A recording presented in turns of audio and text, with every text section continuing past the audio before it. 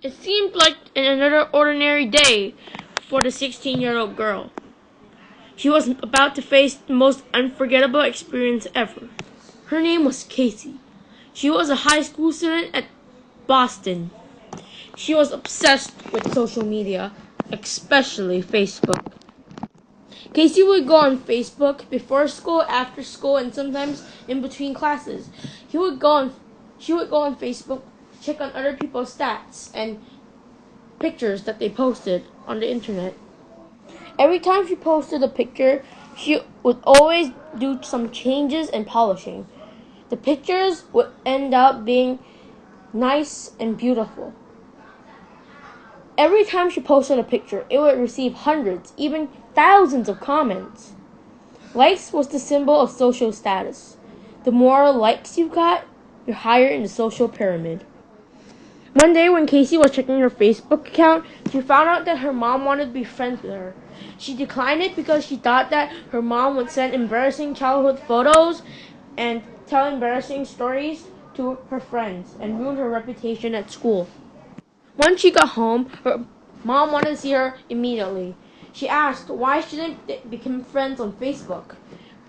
Casey said that she didn't want to become friends because she thought that her mom would send embarrassing pictures and tell embarrassing childhood stories. Her mom said strictly that they either become friends or that she will pay for her own supplies. The supplies include Wi-Fi, beds, her own room, internet connection, cell phones, and other payments. What she found on Casey's Facebook page was astonishing. All her pictures were very personal. She gave awful comments to a lot of them. When Casey saw the comments, she noticed that every poster she posted from that point onwards had less and less likes.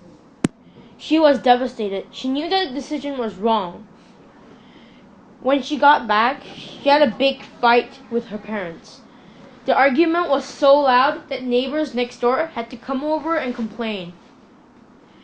Casey slammed the door in front of her mom's face due to anger. After that, she didn't want to go to school. Her reputation was everything to her, and her mom just ruined it by some of her awful, horrible comments. During midnight, she decided to run away. She packed everything in a giant big bag. Inside the bag was some money, food, water, and a cell phone.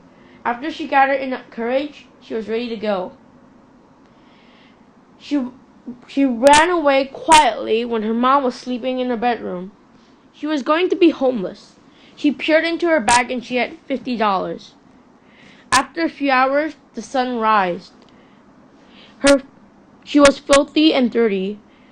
Her clothes had holes in them. She just looked messy and disgusting. Her face was with dirt, until a mysterious stranger came up to her and said some words. Suddenly, a man came over and asked if she was Casey Mariachi. She was curious and didn't know who the man was. Casey asked, "Who are you? How do you know my name?" Tom Leslie replied, "I'm Tom Leslie. I'm one of your Facebook friends a few years ago. You might not remember me. I was like your original friends on Facebook." Tom saw how dirty Casey was and decided to bring her to his apartment right down the street. When Tom opened the door, Casey's mouth and eyes were extremely big. She couldn't believe what she saw. Tom's apartment looked like it was from the White House. It had chandeliers. It didn't even have a single dust around the corner. It was squeaky clean. Casey didn't even felt fitting into this magnificent and beautiful apartment. When Casey sat down on the couch, Tom went to the kitchen and brought 2 slices of cake and a glass of orange juice. Casey saw the good-looking and mouth-watering cake and couldn't resist on eating it. She ate it like she was a wolf. Suddenly, Tom started to ask some mysterious questions. "Where are you from? Why are you on the street? What is your phone number? Tom asked. But Casey didn't even care. She was so addicted to the cake in front of her. After she ate, she felt sleepy and just wanted a nap. When Casey took her nap, Tom thought this was his perfect opportunity to earn some extra money. He brought the necessary supplies to do a kidnap. Tom brought a ski mask, duct tape, and some ropes.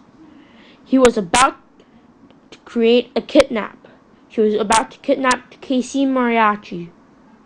When Casey woke up, she was in a dark and scary room. All she felt was the hard and cold floor and the tape on her mouth, hands, and legs. She was scared. She had to do something. But she was all tied up. She wiggled and wiggled, but the string would never come off. She was starting to get worried. She had to do something. Suddenly, a light shined on Casey's face. It was so intense that she had to move away just so that it wouldn't hurt her eyes. When the sunlight got less and less intense, she looked, and she found a man with a ski mask. "What is your parents' phone number?" he threatened in a high-pitched voice. "Tell me, or you're gonna taste your own blood," Tom threatened. Casey moved her head in every direction possible. She didn't want to get killed. After Tom got confirmation, Tom teared a little bit of the duct tape on her mouth. She said, 189663501. "Please, please, please," Casey shouted in a high-pitched voice. Tom showed an evil grin and laughed. He stepped outside the door and dialed the phone number that Casey just told him. Sooner or later, he was about to get some money. The phone beeped twice until Mrs. Mariachi picked up the phone. "I demand $1 million. I have your child. If you want to see her, you better bring that $1 million to the Boston baseball park at 4 o'clock. Leave it at the south entrance. If you call the police, don't expect to see your child again," Tom said in a loud, demanding voice. Felt like she was struck by lightning. She had never expected her daughter to get endangered. Where's my child? I need to hear her voice," Casey's mom said.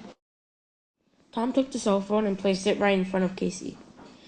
He ripped a bit of tape off her mouth. Casey said, "Help, Mom! Save me!" Casey's mom cried in tears. She had to do something about her child. She had to save her. She had to come up with a way to get $1 million. "Fine, I'll give you the money, but you have to give back my child," she said. "Fine. But if you call the police, don't expect to see your child again," Tom said in a creepy, mysterious voice. Mrs. Mariachi went around and took out all her assets. She had to save her. It was her own child. She was worried if she should tell her husband about the ransom. After carefully thinking about the problem, she had to do it. She couldn't keep it anymore. It was too much pressure for her. "Our child got kidnapped. What should we do?" she mumbled to her husband. Mr. Mariachi was startled and shocked. It took a minute to sort the information that her wife just gave her. He replied, "Honey, we have to call the police. It is the only way to save her." No. We can't call the police. The kidnapper said that if we call the police, he's gonna kill Casey. What should we do?" "We have to call the police. If we don't call the police, how will we make sure that she's home safely?" Mr. Mariachi said certainly. Right at that moment, the doorbell rang outside. Mrs. Mariachi walked outside and signed the package. She took the package to the living room. Inside the package was a cell phone, a few strands of hair, and a letter. The couple was curious and had no idea what was it about until they read the letter. Mrs. Mariachi dropped the letter when she read to the end. Mrs. Mariachi picked up the phone and said, "This is Casey's. If we don't help her, she's going to get killed. It's a sign. We have to do something. Quickly," she said. Mr. Mariachi forgot about everything. He needed to get his daughter back. He drove his Land Rover to the bank and took out every cent he had. After borrowing money, taking money from the bank, and loaning money, they finally had $1 million ready. Soon, it was time to pay the ransom at the baseball park. At 4 o'clock, everything was ready. Mr. and Mrs. Mariachi had placed the money at the south entrance in the park. Meanwhile, Tom took Casey back to her house and placed her at the yard. Tom called Mr. and Mrs. Mariachi. "Leave the bag there and I'll pick it up. I've placed your child at the backyard of your house. Pick her there." Mr. and Mrs. Mariachi drove back home as fast as Cheetah. They had tears of joy. They found their child at the backyard with tape on her hands, legs, and mouth.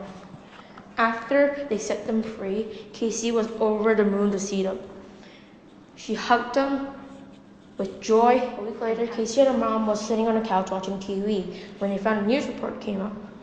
It was a kidnapper that got arrested. Casey's parents were glad that their kidnapper was finally arrested. Suddenly, Casey left the couch and entered her room. She turned on her laptop and went to her Facebook account. She was finally relieved that she was safe, and she decided to close her Facebook account, since it was the origin of what happened. Beep! She had learned her lesson.